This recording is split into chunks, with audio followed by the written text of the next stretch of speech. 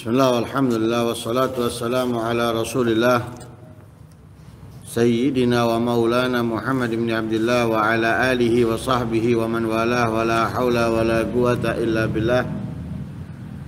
Nawaitu ta'aluma wa ta'alim wa naf'a wal intifa' wal mudhakarata wa tadhkir wal ifadata wal istifadah wal hatha la tamassuki bi kitabillahi wa sunnati rasulihi wa du'a ila al-huda wa dilala ala al-khair ibtigha'a wajhillahi wa mardatihi wa qurbihi wa thawabihi minallahi ta'ala.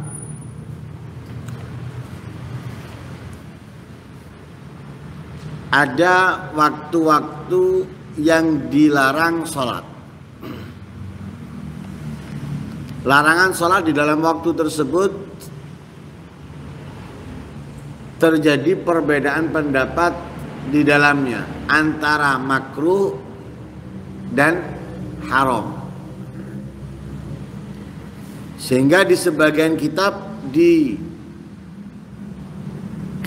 dengan tahrumus shalah, di kitab yang lain dikatakan tukrahus shalah. Jadi ada yang mengatakan makruh, ada yang mengatakan haram. Tentunya waktu-waktu yang diharamkan sholat atau dimakruhkan sholat ini di selain Masjidil Haram.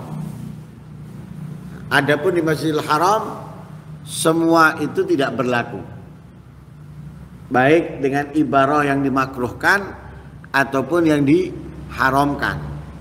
Ya, sebagaimana di dalam hadisnya Rasul Shallallahu Alaihi Wasallam, ya, yang mana Nabi mengatakan jangan larang, jangan cegah mereka untuk sholat atau tawaf kapanpun waktunya, ya, kapanpun waktunya. Lah, seperti halnya sholat sujud tilawah, dan ini sudah menjadi pembahasan bahwa sujud tilawah itu diserupakan dengan sholat, ya, sehingga wajib punya wudhu, wajib tertutup aurat, wajib menghadap ke kiblat dan yang lain sebagainya. Lah karena diserupakan dengan sholat, maka hukum-hukum yang ada di dalam sholat itu juga berhubungan dengan hukum-hukum untuk sujud tilawah, seperti di waktu-waktu atau di waktu-waktu yang dimakruhkan atau diharamkan sholat.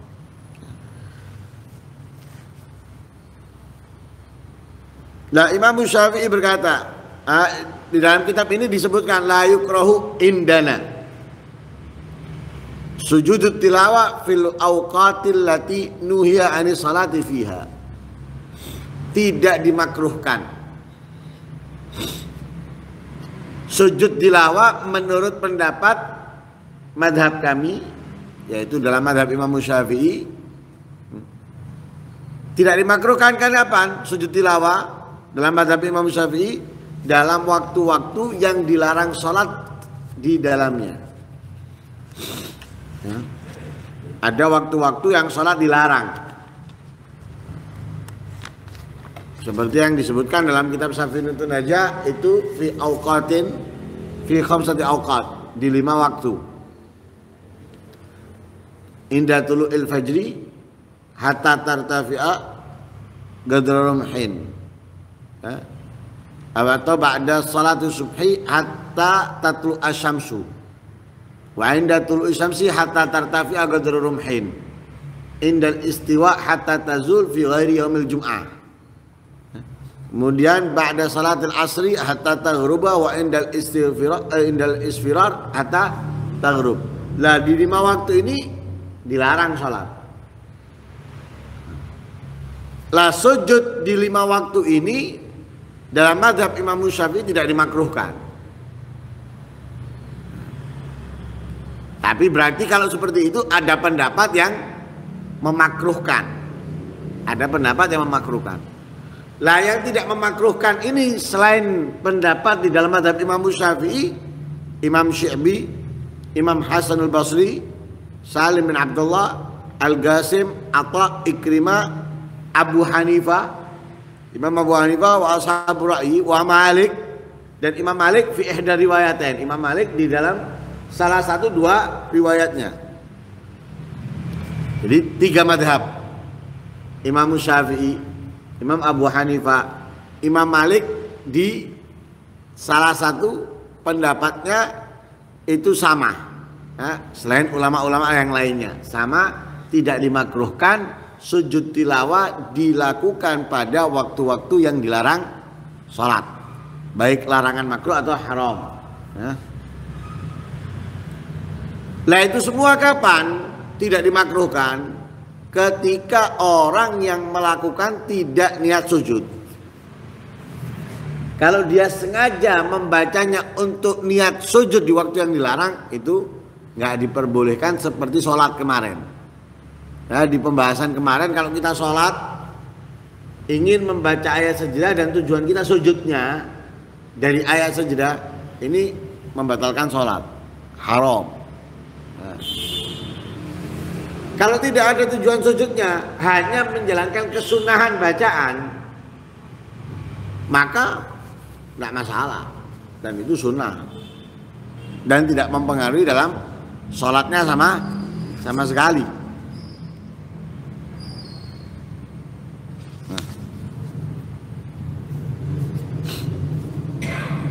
Lah sama dengan orang yang membaca ini, anak mau membaca setelah subuh, kan di subuh itu kan nggak boleh kita sholat atau nggak boleh karena di waktu yang anak baca untuk sujud. Anak baca Al-Quran ayat sajadah untuk sujud, biar anak sujud di waktu yang ini. Nah, ini nggak boleh, ya, tidak diperkenankan. Kalau dia seperti itu,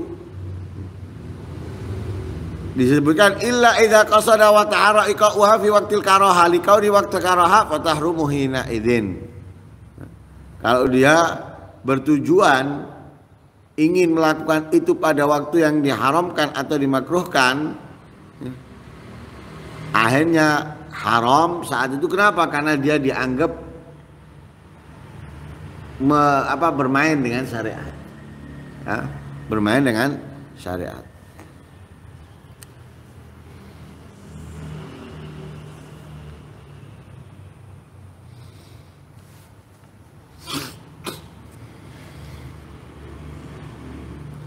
Kemudian yang kedua, wa kariha dzalika ta'ifatun minal ulama.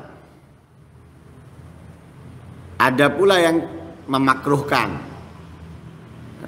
sujud di waktu tersebut, yaitu di antaranya Imam Malik dalam salah satu riwayatnya, kemudian Imam Abdullah bin Umar, Sa'id bin Musayyab, Ishaq bin Rahawai, wa Abu Thawr. Nah, itu ulama-ulama yang memakruhkan sujud di waktu yang diharamkan atau dimakruhkan sholat. Sebagaimana di dalam kitab Al-Istidkar, Imam Al-Hafidh Ibnu Abdul Bar, beliau menukil apa yang disampaikan oleh Imam Ibnu Qasim. Ya, di antara yang Gala Ibnu Qasim anil Imam Malik. Imam Ibnu Qasim berkata dari Imam Malik, yasjud litilawah ba'da subhi wa ba'a. Bukan. Nah, itu pendapat Imam Malik tadi. Dikatakan oleh Imam dikeluarkan oleh Imam Ibnu Abi Syaibah di dalam karangannya dari Abi Tamimah Al-Hayjami. Beliau berkata, kuntu aqra'u sajdah ba'dal fajri fa asjud fa arsala ilayya Ibnu Umar fa nahani. Aku membaca ayat sajdah setelah sholat subuh, lalu aku sujud. Hanya Ibnu Umar mengutus seseorang kepadaku, melarangku untuk melakukannya. Karena itu ada yang mengatakan makruh sujud tilawah di waktu yang dimakruhkan. Seperti juga riwayat Imam Malik dalam kitabnya Al-Muwatta, la yanbaghi li ahadin an yaqra'a min sujudil Qur'an syai'an ba'da salatil subhi wala ba'da salatil asr. Katanya Imam Malik dalam kitabnya Al-Muwatta, tidak semestinya bagi seseorang membaca dari sujud Quran yaitu ayat sajadah satu pun, tidak semestinya, tidak seharusnya membaca ayat sajadah satu pun ya. Ba'da salati subuh, setelah salat subuh dan juga setelah salat asar. Nah, karena Imam Malik ada dua riwayat tidak makruh, ada riwayat makruh. Yang disebutkan makruh seperti yang disebutkan dalam kitabnya Muwatta, tidak diperkenankan, tidak semestinya sujud membaca ayat sajadah setelah salat subuh dan salat asar. Nah, karena kalau membaca akhirnya dia meninggalkan sujud karenanya. Nah, yang mana ada sebagian yang mengatakan adalah wajib untuk sujud.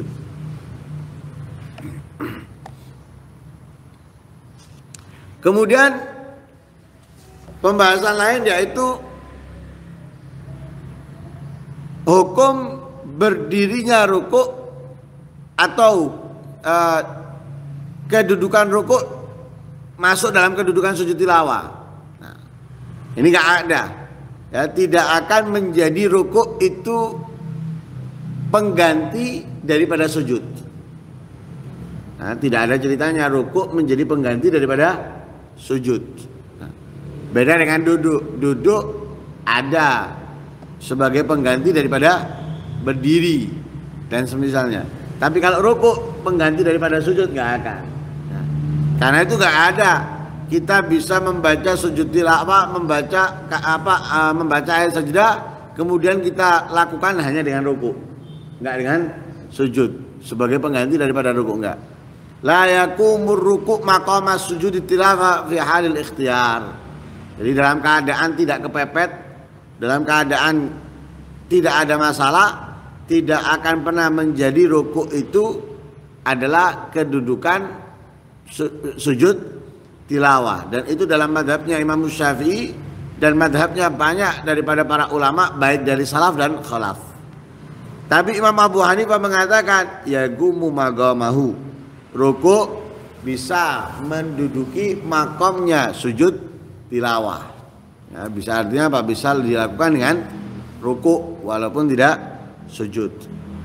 Adapun dalilnya al-jumhur, dalilnya pendapat banyak daripada para ulama itu adalah al-qiyas ala sujudi sholat, dikiaskan dengan sujudnya sholat. Wa amal ajizu, adapun orang yang tidak mampu anis sujud, daripada sujud, nggak bisa sujud, fayumi'u ilai kama yumi'u bisujudi sholat, maka ia merunduk ya, untuk sujud tilawah sebagaimana ia merunduk untuk sujudnya sholat. Nah, sujud untuk sholat bagi orang yang nggak mampu kan merunduk. Nah, seperti itu pula ketika dia nggak mampu sujud bukan rukuk tapi merunduk seperti sujud ketika sholat bagi orang yang nggak mampu. Wallahu a'lam.